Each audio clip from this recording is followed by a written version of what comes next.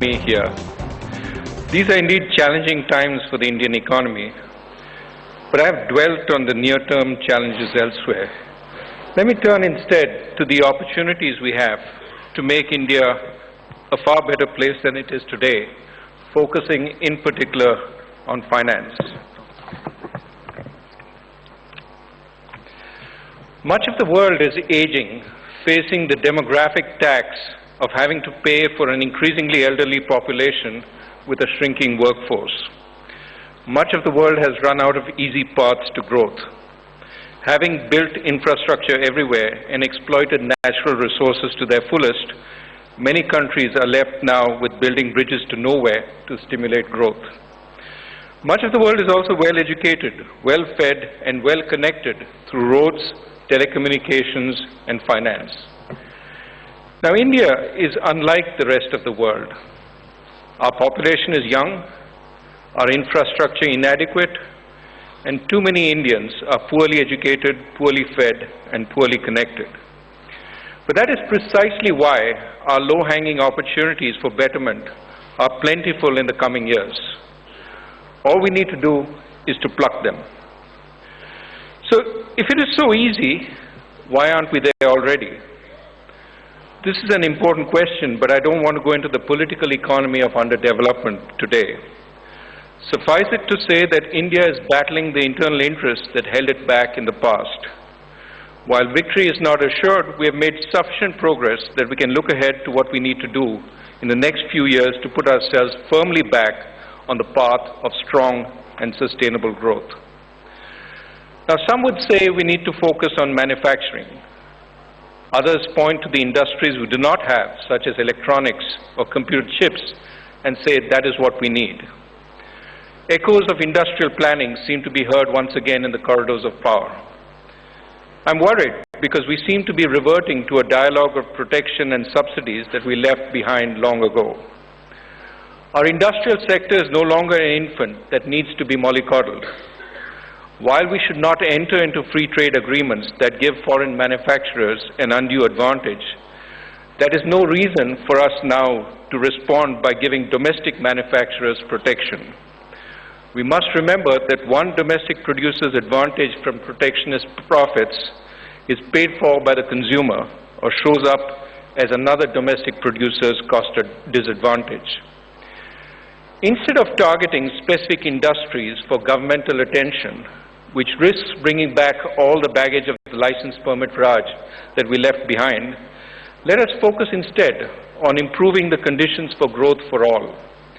Our measure of success should be the jobs that are created not by giving government subsidies or protections to labor-intensive industries or sectors, but by developing a facilitating, though competitive environment that will result in the emergence of the best solutions.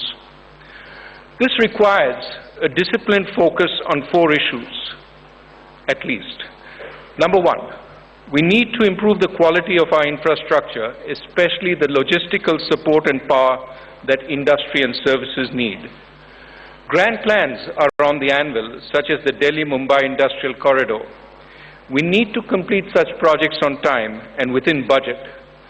The success of the New Delhi Metro suggests that timeliness and cost control are not foreign to the Indian psyche.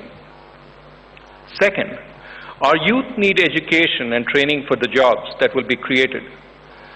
Some of this will be higher degrees, not just computer science, but also design or civil engineering or even the fine arts.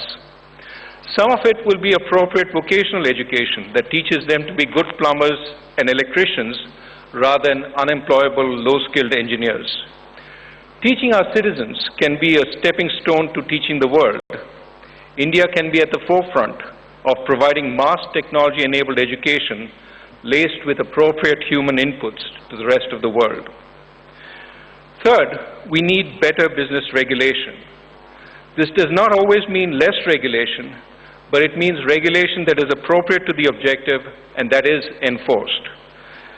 I'm told today that factories in one state still are still required to have a snake trap on the factory floor by law, a law that has not been changed since the days that factories were surrounded by jungles. This lack of change may be sheer inertia, but it also may be more sinister rent-seeking. All too often, we have too much regulation on the books and too little regulation in practice, with the worst of the regulated finding unscrupulous ways around the regulation, while the honest are stymied. We have strong labor laws in theory that are meant to protect employees, but in practice, we have a very flexible system with no incentive for firms to invest in their workers or to hold on to them, and no loyalty towards the firms from workers. This needs to change if we are to have more skilled manufacturing jobs. And number 4, we need a better financial system which will finance the needed infrastructure and the expansion of every producer, ranging from the kirana shop owner to the industrialist, even as it allows households to save safely with positive real returns, to insure themselves against health emergencies or old age costs, or borrow at low cost to finance consumption. Importantly, the financial system should not require constant subsidies to bail it out. In the rest of this talk, I want to focus on what we at the Reserve Bank are doing to improve the financial system. We plan to build the Reserve Bank's developmental measures over the next few quarters on 5 pillars.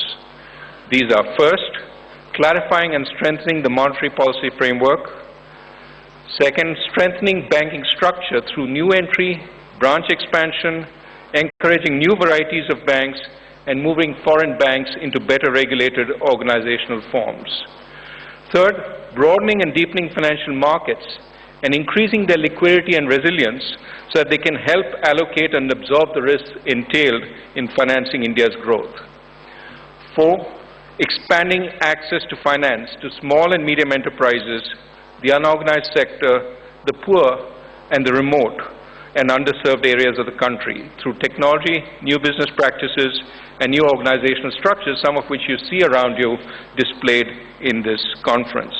We need more and better financial inclusion. And number 5, and perhaps an important aspect at this time, we need to improve the system's ability to deal with corporate distress and financial institution distress by strengthening real and financial restructuring as well as debt recovery. Let me elaborate a little on these measures before concluding. We are among the large countries in the world with the highest consumer price inflation, even though growth is weaker than we would like it to be. Much of the inflation is concentrated in food and services, though yesterday's WPI numbers suggest there's some in intermediate goods also.